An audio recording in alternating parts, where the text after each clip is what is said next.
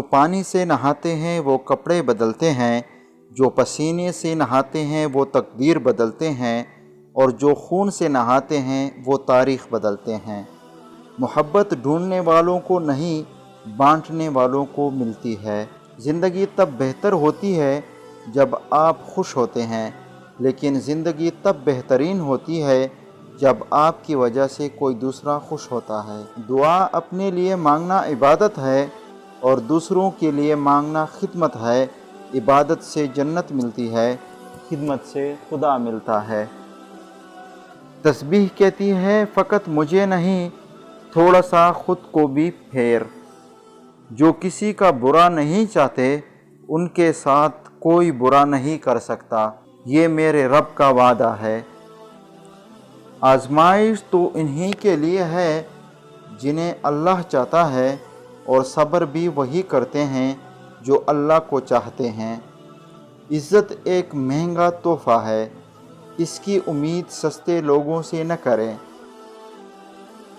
کسی نے کوئل سے پوچھا تو کالی نہ ہوتی تو کتنا اچھا ہوتا، پھر سمندر سے پوچھا تو کھارا نہ ہوتا تو کتنا اچھا ہوتا، پھر گلاب سے پوچھا تیرے ساتھ کانٹے نہ ہوتے تو کتنا اچھا ہوتا۔ سب نے ایک ہی جواب دیا، اے انسان، تیرے اندر دوسروں کے عیب تلاش کرنے کی عادت نہ ہوتی تو کتنا اچھا ہوتا۔ ہم اپنی زندگی کے ہر نئے صبح دیکھنے کے لیے بھی اپنے رب کی مرضی کے محتاج ہیں۔ بے شک وہ جسے چاہتا ہے مہلت دیتا ہے جینے کی اور توبہ کرنے کی۔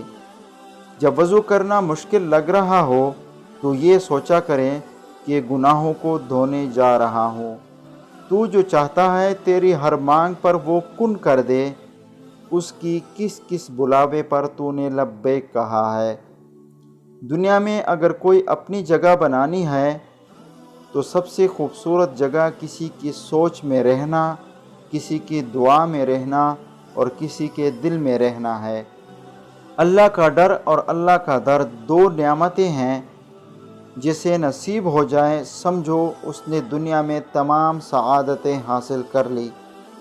زبان کا کہا دنیا سنتی ہے اور دل کا کہا اللہ سنتا ہے۔ انسان اپنے اندر چھپی ہوئی نفسانی خواہشات کی وجہ سے برے لوگوں سے مغلوم ہو جاتا ہے۔ مجھے وہ لوگ اچھے لگتے ہیں جو زندگی کی تلخیوں کی وجہ سے خود تلخ نہیں ہوتے، جو ہمیشہ مسکراتے رہتے ہیں، ہلکے پھلکے انداز میں بات کرتے ہیں اور سنتے ہی یقین جانیں انہی لوگوں کی وجہ سے خوبصورت اور جینے کے قابل ہیں۔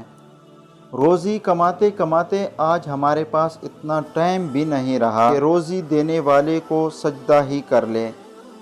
جب ناخن بڑھ جائیں تو ناخن ہی کاٹے جاتے ہیں، انگلیاں نہیں۔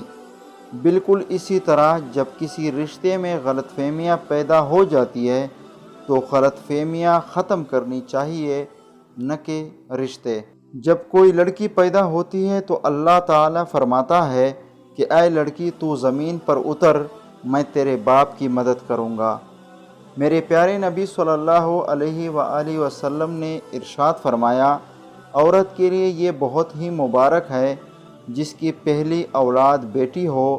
جس شخص کی بیٹیاں ہو اس کو برا مت سمجھو، اس لیے کہ میں بھی بیٹی کا باپ ہوں۔ کسی کو دکھ دینا ایک قرض ہے جو آپ کو کسی اور کے ہاتھوں ملے گا۔ جس کا اللہ کفیل ہو وہ کسی کا محتاج نہیں ہوتا۔ دوست وہ ہے جو دوستی کا حق دوست کی غیر موجودگی میں ادا کرے اور غیروں کی محفل میں اس کی عزت کی حفاظت کریں۔ آنکھ کی توبہ حرام کی چیزیں نہ دیکھنے میں ہے۔ وہ کسی کے نہیں ہوتے جو دوست اور رشتوں کو لباس کی طرح بدلتے ہیں۔ زندگی کی ٹھوکر بہت نرالی ہے، جب بھی لگتی ہے کسی کی اصلیت دکھا جاتی ہے یا پھر کچھ نہ کچھ سکھا کر ضرور جاتی ہے۔ جاہلوں کا طریقہ یہ ہے کہ ان کی دلیل مقابل کے آگے نہیں چلتی تو وہ لڑنا شروع کر دیتے ہیں۔ حقیر سے حقیر پیشہ ہاتھ پھیلانے سے بہتر ہے۔ جو آدمی زیادہ ہنستا ہے اس کا رعب ختم ہو جاتا ہے۔ ہم اللہ کو کبھی پہلا اور واحد آسرا نہیں مانتے بلکہ ہمیشہ آخری آسرا سمجھتے ہیں، اور اس لیے ہم بھٹکتے رہتے ہیں۔ انسان کی بربادی اس وقت شروع ہو جاتی ہے جس دن انسان کے دل میں یہ خیال آ جائے کہ اس کے سیکھنے اور تربیت کا عمل ختم ہو چکا ہے اور وہ سب کچھ جان چکا ہے۔ برا وقت وہ شفاف آئینہ ہے جو بہت سے چہرے صاف کر دیتا ہے، اور اچھا وقت ایسا بادل ہے جو تیز دھوپ کو بھی روک لیتا ہے۔ زندگی کو اتنا سستا نہ بناؤ کہ کوئی بھی آ کر تم سے کھیل کر چلا جائے۔ غصہ اس سوکھی ہوئی لکڑی کی مانند ہے جو دوسروں کو جلانے سے پہلے خود جلتی ہے۔ دوستو، سوچ اچھی ہونی چاہیے، کیونکہ نظر کا علاج ممکن ہے لیکن نظریے کا نہیں۔ حضرت عثمان غنی رضی اللہ تعالی عنہ کا ارشاد ہے، جس انسان کو سال بھر میں کوئی تکلیف، کوئی دکھ، کوئی رنج نہ پہنچے تو وہ جان لے کہ اللہ تعالیٰ مجھ سے ناراض ہو گیا ہے۔ جب تم دنیا کی مفلسی سے تنگ آ جاؤ اور رزق کا کوئی راستہ نہ نکلے تو صدقہ دے کر اللہ سے تجارت کر لیا کرو۔ اگر تم سیدھے راستے پر ہو اور کسی مشکل کا سامنا نہیں کر رہے تو ہو سکتا ہے کہ تم غلط راستے پر ہو، کیونکہ سیدھا راستہ مشکلات پر مشتمل ہوتا ہے۔ حضرت علی رضی اللہ تعالی عنہ کا ارشاد مبارک ہے، دنیا اس کو یتیم سمجھتی ہے جس کے ماں باپ نہیں ہوتے، مگر میں اس کو یتیم سمجھتا ہوں جس کے اچھے دوست نہ ہو۔ یہ کیسا دور ہے، یہاں کوئی اپنے دکھ سے اتنا دکھی نہیں ہوتا جتنا دوسرے کے سکھ سے دکھی ہوتا ہے۔ اپنی ماں اور بیوی دونوں کو بے پناہ عزت دو، کیونکہ ایک تمہیں دنیا میں لائی اور دوسری ساری دنیا چھوڑ کر تمہارے پاس آئی۔ کفر کے بعد سب سے بڑا گناہ دل دکھانا ہے، چاہے وہ مومن کا ہو یا کافر کا۔